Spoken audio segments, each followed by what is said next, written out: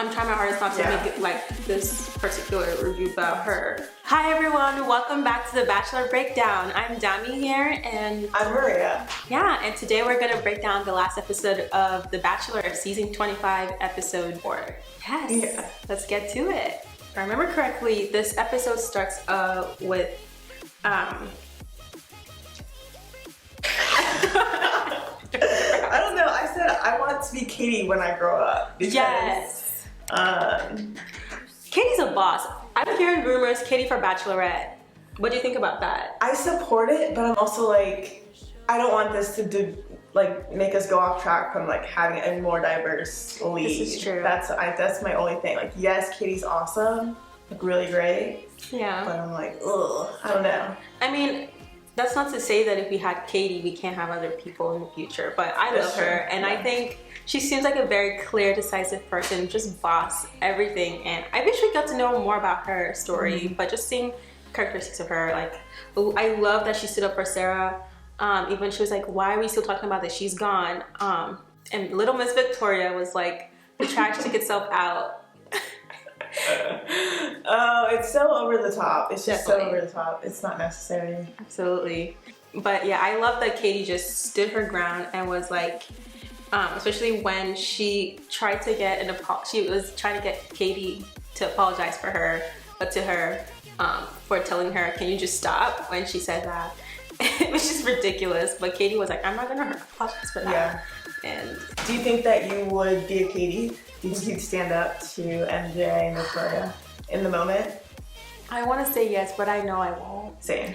It's like, it takes the kind of courage when, especially with that mob mentality, especially since everyone else, like, she must have been feeling frustrated as well. And I won't lie, I have petty tendencies and I can see myself saying some things, although I think that at one point, like, I would hope that I would be a little bit more mindful that Sarah's human, but I just don't think, even if I felt that they were saying things that I feel like they shouldn't, I don't think that I would speak out like that, which I really admire, and I wanted, like I said, like you said, I want to be a Katie when I grow up. Yeah, you're grown up, but when I grow up, too late. When we grow up, she's 30, I think. Yeah, I mean, yeah, you can still be a Katie. You can be a Katie when you're 50, when you're 60. Exactly. I mean, we need more Katies in our world.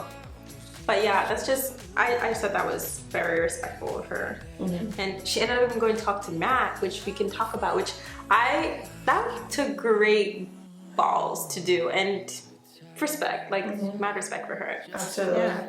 I feel like it was getting to a point where it was just like, this is ridiculous. And I mean, it was just getting out of hand. Definitely. And like, the thing is, it's so easy to like ostracize someone. I think we talked about this a little bit last episode with just dehumanization, and like, yes, they were frustrated, but then it was like, especially after she had told them that she was dealing with her family issues, and they still weren't like, they weren't respectful about that. It's difficult, especially when other people around you are justifying your frustration and you're like, I should feel this way. She's terrible.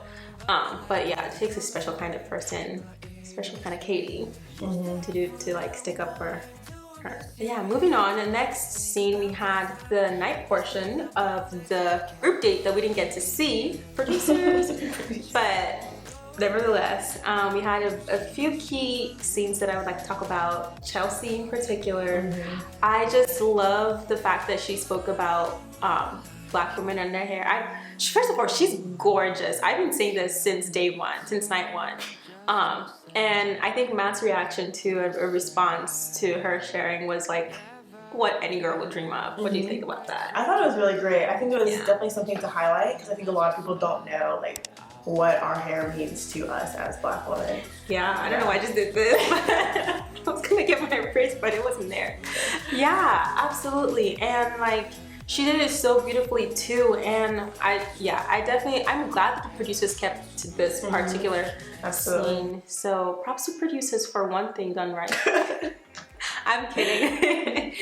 Yeah, the next shot, we kind of have Katie and Victoria, where Victoria's trying to get that apology that she doesn't deserve or get. But it was really interesting. They couldn't get Matt any chapstick. Did you notice? Like, his lips are always so chapped. I saw that. And I'm like, produce, like, I don't understand how you let that fly. Like, that's so simple. Producers are not some. I just feel so bad. Like, he has chapped lips on national television, like literally 90% of the time. I noticed that too. I was like, some Vaseline bro. Yes. Something.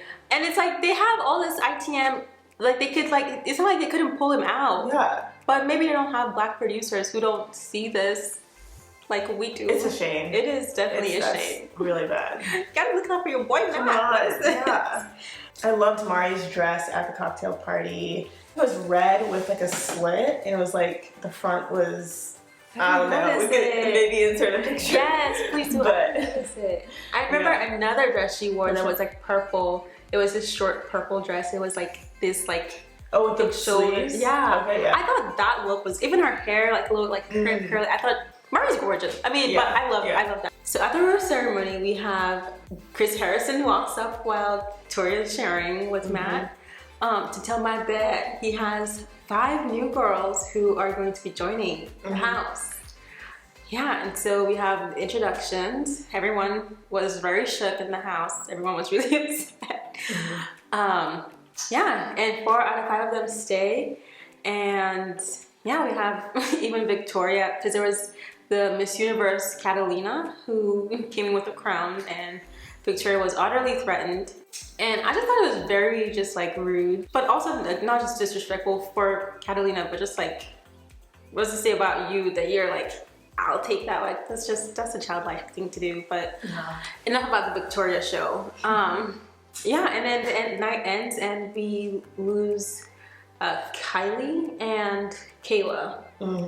Moving on, I guess. But yeah, like this group date, they had Ben Higgins come and set up the love fest or something like that. And 3 of the new girls are on that group date. They had a little course they had to go through, find a pumpkin or find a acorn and all these things.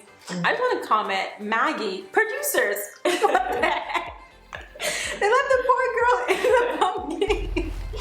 Oh man. But I just love that she handled it like she was just like, it's not moving. That's like absolutely me. I'm just like, it's not working. But then moving on to the night portion, you had a moment with Anna, who has been starting to be a little bit just like, not just a little bit, like she's been starting to be slightly mean and disrespectful to Brittany. And she had that moment where she found the acorn in the little pack of leaves and she was like, I found Brittany's and I hid it. I found Brittany's and then I hid it. So that was really petty. Yeah. Loved that Bree got the rose. Yeah. I was very surprised by that. I don't know, were you? So Bree has had a one-on-one, and she got a group date rose like, what, a week, 2 weeks later? I noticed that. I was like, yeah, she's going to hometowns. Oh, for sure. This is for sure. I mean, out of everybody, he was like, I don't know who else, but let me just give someone I know for sure. So, which was interesting that none of the newer people really stood out to him. But he's making a statement to give her both. I mean, she now has a one-on-one date and a group date rose. This is fair. To be fair, a lot of people who have earlier one-on-ones, sometimes they like fizzle out. Yeah. Just because it's that early on, but it seems that that's not the case with Bree, so we're watching. Yeah, and then after that, they have the next one-on-one, which is with Michelle. Oh my gosh, what did you think of this date? I thought it was a vibe. They definitely were vibing together. I thought it was really cute. I would love to do that with the hot air. I mean, if the hot air balloon actually went somewhere, that would be nice. But I thought, I mean, just all the little scavenger hunts, I love that type of stuff, so. I absolutely love this date. I was like, Bachelor producers were waiting until Michelle arrived to pull out all the stops. I mean, other dates were okay, good in a helicopter with Sarah or like, I guess the ATV, but that was the only thing they did. But they had a series of events. They had zip lining and a little like popping the balloons, scavenger hunt, if you will. I don't know that they were scavenging anything, but and then the hot air balloon, and then I forget what else happened. But oh yeah, the night portion of the day where they were in the little cars. I think it was like a movie. I was like, this is so cute, super cute. Wow, Michelle. First of all, the date was fun, but also like their connection. I mean, I can see like Matt, I can see Michelle in the Final Four easily, especially after they were just. I mean, when they both like the question was like, how many kids do you want to have, and they both said 3 at the same time. I was like, it's a wrap. Yes, and the whole like they just connecting about her being a teacher and his passion for helping kids, and that quote by Maya Angelou, and I was just like. connection, please. And he even said this, that like he has connected more with her, like knows more or had more fun with her than like most of the girls in the house at that point, which I was like, both statements include right now. So we can start eliminating. I don't know, we'll see how it turns out, but I feel like I can see it being her the end. I can see it. Yeah, definitely. Or even final two. But oh, sure. I think it's Brie and Michelle. Really? That's what I'm leaning towards too. But then I'm still like exploring other things. Like, I guess we don't see a lot more of Abigail or who else Rachel, we produced? Serena. Yeah, Sarah went home. But yeah, Serena P. I think with the edits that I'm seeing, especially them talking bad about this Abigail. Abigail and Serena P have like mentioned, like said something slightly on the meter side when it comes to either the new woman, or like Sarah's situation. So I feel like if they were gonna be in the final, they wouldn't give them that edit. They would. I don't know. They usually typically. But again, you think they have new producers, so maybe they're like, let's just lay it out. And then next we had the next group date, which they had the boxing, the fight, which got really intense. It did. I was also scared. When it was happening, I was like, shook the whole time. And I'm so glad that Matt stepped up. I was like, no, like, I know you guys want your TV fun, whatever, intense stuff, but like, this is questioning their safety. Let's stop this. All of them went though. All of them did? But yeah, that happened, you know, he was sweet about that. And then we go to the night portion of the date where Piper was very cute in that, I thought. But yeah, Rachel also had a moment with him, we saw that. But then the girls, which they call themselves the OG, or what was like MJ calling them like the OG group, and which is interesting, like, you know, they spend a lot of time with each other, like more time with each other than they do with Matt. So like, I understand that sense of community building, and then when some new people throw it in the mix, that kind of stir things up. But they were going hard on the new people, like hard, just like unnecessary. I feel like it's so unnecessary. Are that many people that way? Like in a group of 20, is every group of 20 girls gonna respond like that to a new group of 5? I mean, I feel like I always bring up psychology, but it's just like group, like there's something called in-group versus out-group. Like when you're in that tight bond community, and it's like, also this is not just regular, like this person like is like, we have to share a whole chocolate cake, and now we have like 5 extra people. Like it's not just cake, it's like, it is like life or death in the sense that it is Matt and it's like their future husband potential. But even that, like, I don't think that they needed to be that mean to the girls. Like, I do understand that they were like upset that, you know, we were like, you know, getting used to the fact that, okay, now a few people are gone, so now we can have a little bit more time to come. But it's like, no, like, gotta mix it up a little bit. And although I have to say, the thing I was like, I accept is the entitlement that they felt that they're entitled to have more time with Matt because they have been there longer. Like a lot of people were bashing Michelle because she just got there and just got a one-on-one, which I'm like, it's not about how long you've been there. Like you can be dating someone for 5 years and the person meets someone in 2 months and they feel more connected and like know like the person more than, like, it's not about time. And the fact that they feel like just because, like, which everyone like deserves equal opportunity in finding love, but it's like, if he's not feeling you like that, like, you're not entitled. Yeah. So yeah. I think what rubbed me the wrong way is like it seems like they're so self-centered, and maybe it's easier for me on the outside to be like, oh, I wouldn't do that. But in my head, I know I would definitely be jealous at first, but then I'm like, at the end of the day, this is Matt's journey to find love. Like, if I'm a part of it, great, and if I'm the one at the end, great. But like, I mean, it says something if you chose Michelle over any of the other girls. They should not be attacking the other girls. Yeah. If anything, they should be attacking Matt and be like, hey, I'm putting myself out here. Are you feeling me? What's going on? Well, first of all, the producers do have a little bit of say in who gets the dates. Of course. We saw it coming that a new girl was gonna get a one-on-one. Absolutely. Yes. Yeah, we did. And so like, maybe not attack Matt directly, but I guess not attack the girls because the girls didn't do anything. Like, and you can't control it. And I think the girls were like they applied at the same time as everybody, but they had to quarantine a little bit longer just because of COVID. I think that's what it's the case with like even last season when they brought 5 extra guys. I think it was just a difference in the time when everyone was able to start the season because of different quarantine times and all that. So like they also like, and those girls definitely equally deserve a time at finding love, not just because like you were here the first night. It's, like it makes sense, but I can kind of argue both ways. Like it is frustrating. You've been here, you gave up your time, and you've been waiting, feeling like this week will be the week when you finally get a moment, and then now you can have like people being added to the mix, and it's like, but I don't think anyone, except for maybe Brittany when she came into certain stuff, like I guess I saved the best for last. I don't think any one of them came with like malintent, like I'm here to like none of them seem like that. I wouldn't even say Brittany did. I think she was doing what she had to do in the moment. You can either come in and be like, oh my gosh, I'm sorry, I'm crashing, or you can be like, hey yo, I'm here. This is true. Like, let's get over it. We just wanted to save the best for last. No, I don't think so. Yeah, and let's even talk about the fact that Miss Anna felt so threatened that she had to start a rumor just to. I'm just like, did it have to? It just seems so childish. I'm just like, how are these grown men doing? I mean, grown women doing these things. Yeah, it just seems so like catty. It absolutely. I really do feel like the drama is overshadowing his love story at this point. Did you feel that way for Tayshia's season or for? No. Okay. I mean, what was the most drama? It was like maybe Spencer got into a little ish with, or maybe with that Bennett, guy, Bennett, or even like, I guess it was Bennett, and then there was Noah, Jason and Ed, and then Noah and and Bennett, That's fair. Ed and someone else.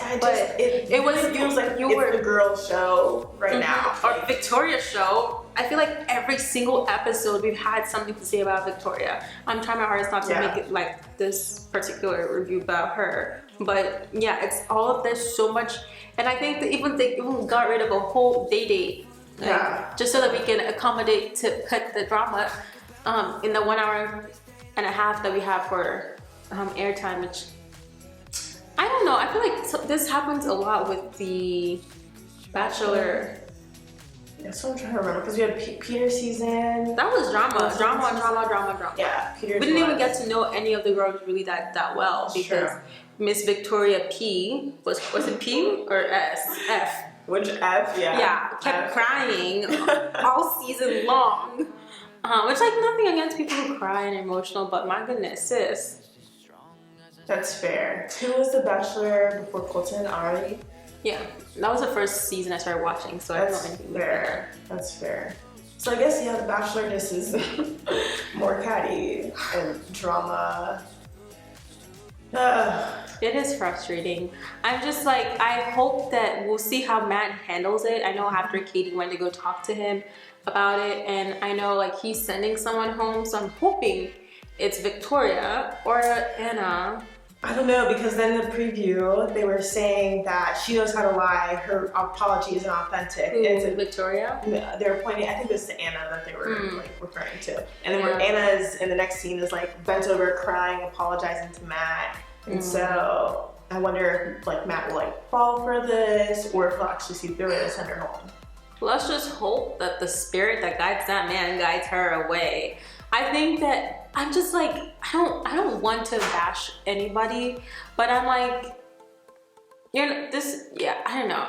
I don't know, we'll see. But I'm just glad that he's gonna address it, and hopefully, it would diffuse that mob mentality that's happening. Even if it's like the OG, like mean girl, like Victoria or even Anna does not necessarily feel differently about how they want to like talk about people. I'm hoping that the rest of the house would be like, okay, like maybe we should not be doing we shouldn't just go off on people. Yeah, I don't think they'll be that mature. You don't think so? No, I think unless he sends someone home, I don't think it's gonna get that much better. The only reason why I'm like, because like Matt has clout with them in my mind, because if they're trying to impress this guy that they want to hopefully fall in love with, if he comes out and says, I'm not okay with you people bullying other women. I think the people who are serious about the relationship would like fall back. Yeah. Even if he doesn't send anyone home. Like it's like you're disappointing your future husband in a sense. And this is a character that he would probably say that I don't want to be a part of the person I want to spend my future with. So people will check themselves and be like, okay, well, I want to be a future Miss James, so I'm gonna be less catty. Or at least people who care about that will try to hold your tongue when you're on camera.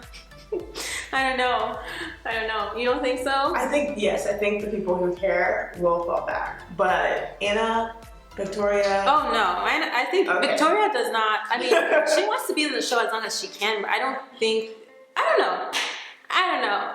know about Victoria. She is a mystery that needs to be solved.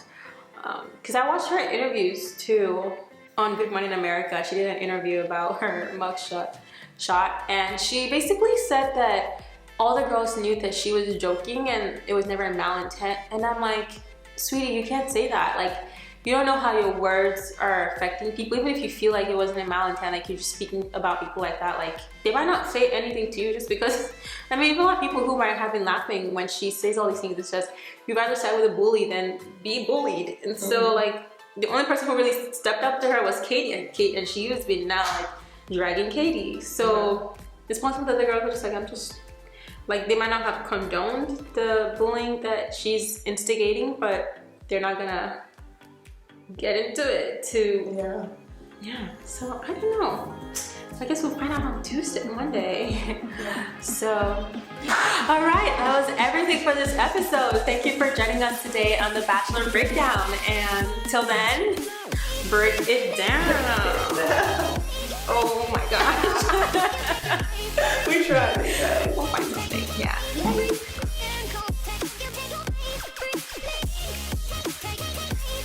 Break it down. You went the wrong way. Wait, let's do it again. Alright. So at the reserve.